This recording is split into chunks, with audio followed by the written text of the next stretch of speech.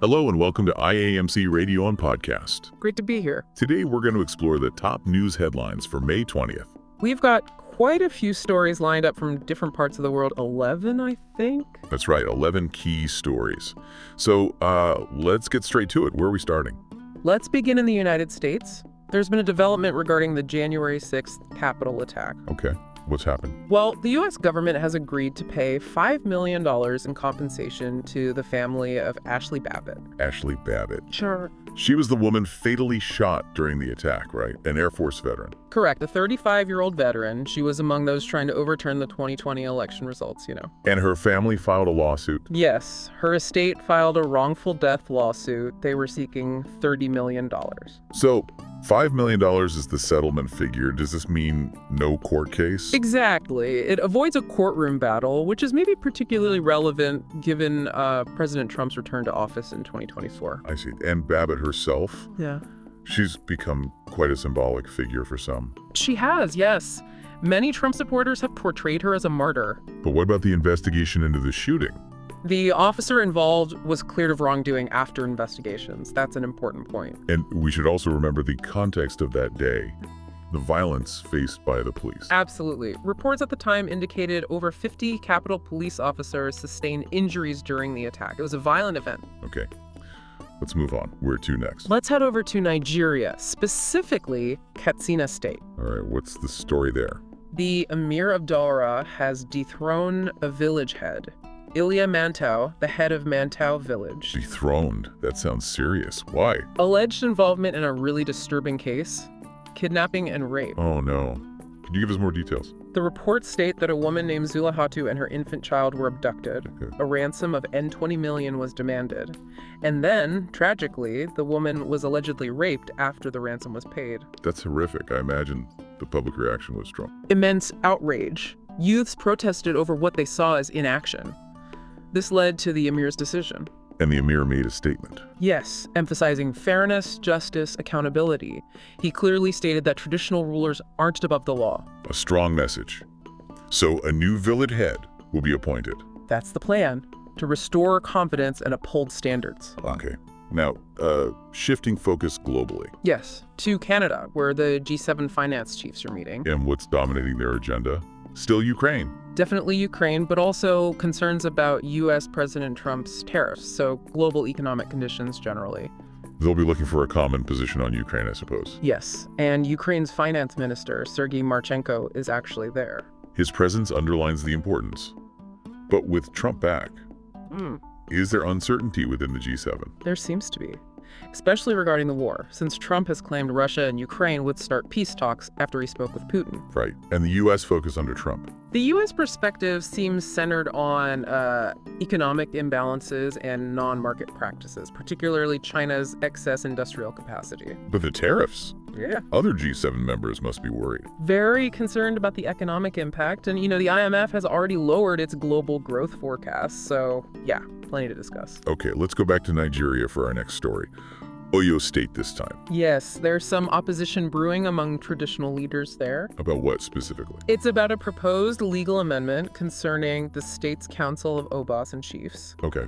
The bill proposes making the Alafin of Oyo the permanent chairman of this council, and it's already passed its second reading in the State House of Assembly. And traditional leaders in Ibadan land and Ogbomoso land are against this. Strongly against it. Mogajis, Bales, monarchs, other stakeholders, they issued a joint statement. What's their main argument? That the chairmanship has always been rotational.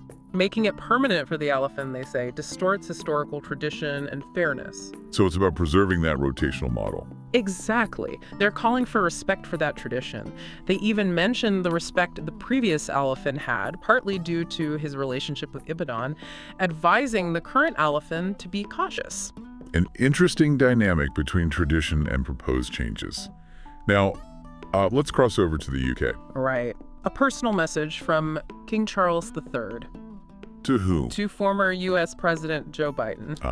Following Biden's recent health news. Yes, after Biden's diagnosis of an aggressive form of prostate cancer was announced, King Charles, who's also undergoing cancer treatment himself, offered his best wishes. That's quite a personal touch between leaders.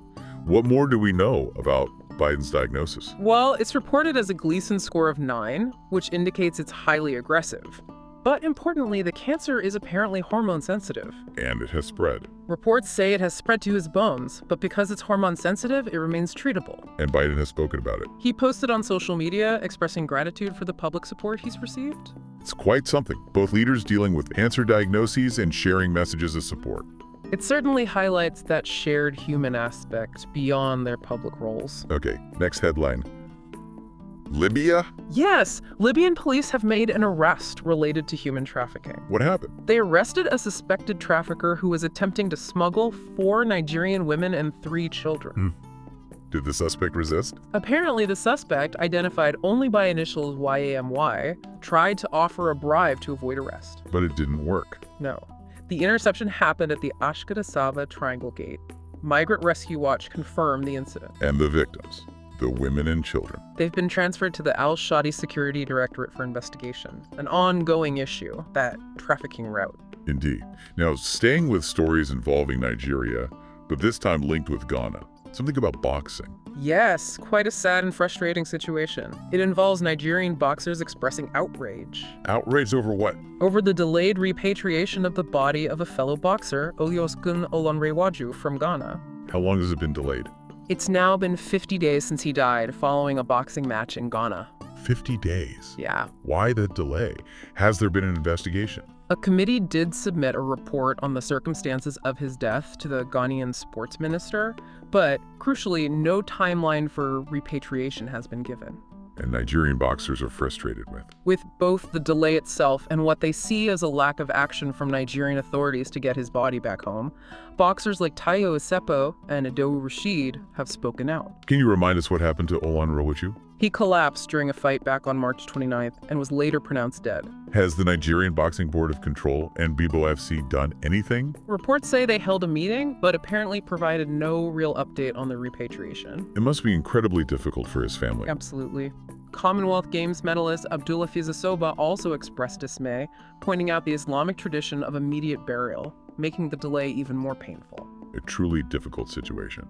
Let's turn to the Middle East now. Qatar and Israel-Gaza. Yes. Qatar has strongly denounced Israel's recent military offensive in Gaza. Saying what? Saying it undermines the ongoing peace efforts. This came from the Qatari Prime Minister, particularly after a U.S.-Israeli hostage was released, which was followed by intensified Israeli operations. Qatar has been central to mediation efforts, haven't they? They've been a key mediator, but the statement suggests frustration. Are the negotiations stalled? It seems so. Reports indicate talks in Doha haven't progressed much. There are fundamental gaps. Gaps about what?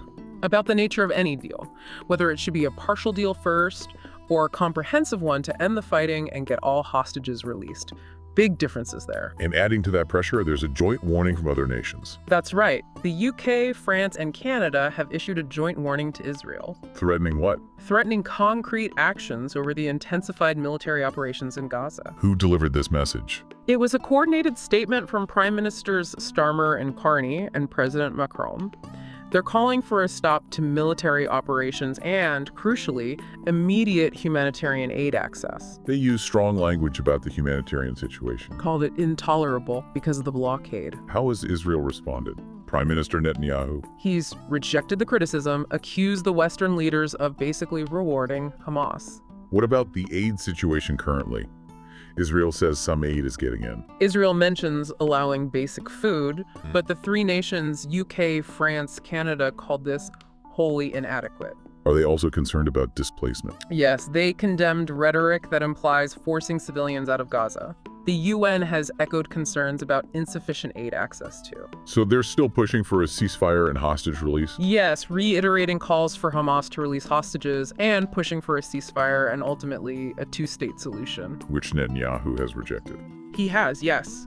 He rejected the two-state solution idea, invoking President Trump's approach on the matter.